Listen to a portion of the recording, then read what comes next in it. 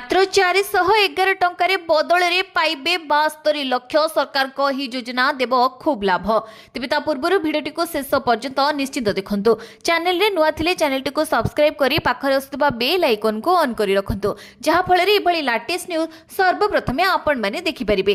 प्रत्येक पितामातांकर स्वप्न थाए जे तांको झियर भविष्य केवल सुरक्षित नुहे बरं आर्थिक अभाव रे मध्य सशक्त हेउ, जहा द्वारा से तांकर शिक्षा किंबा विवाह पई केबे भी काहा उपरे निर्भर करिबाको न पड़े। झियर भविष्य को सुरक्षित करने भारत में अनेक निवेश विकल्प उपलब्ध थिले मध्य केंद्र सरकार को सुकन्या समृद्धि योजना सबुठारु निर्भर योग्य एवं आकर्षणीय योजना अटे। पोस्ट ऑफिस क्षुद्र संचय योजना मध्यरु गोटिए। एही योजना केवल आपणक संचय को सुरक्षा दिए नहीं बरं अन्य योजना तुलन में यथेष्ट अधिक सुध हार मध्य प्रदान करे। जदि आपण आपणक झियो पई एक पर्याप्त पांठी गठन करने को चाहते तेबे अक्टोबर डिसेम्बर 2025 त्रैमासिक 8.2% सुध हार आपणक स्वप्न को वास्तव में परिणत करिपरिबो। तेबे आसंतु बुझिबा किपरि श्रृंखलित निवेश माध्यम रे आपणक झियो 21 वर्ष बयस रे 72 लाख टंकार एक पर्याप्त राशि पाइबो। निवेशक माने प्रायतः विश्वास करती जे लक्ष लक्ष टंकार एक पांठी निर्माण करबा पई बहुत टंका आवश्यक।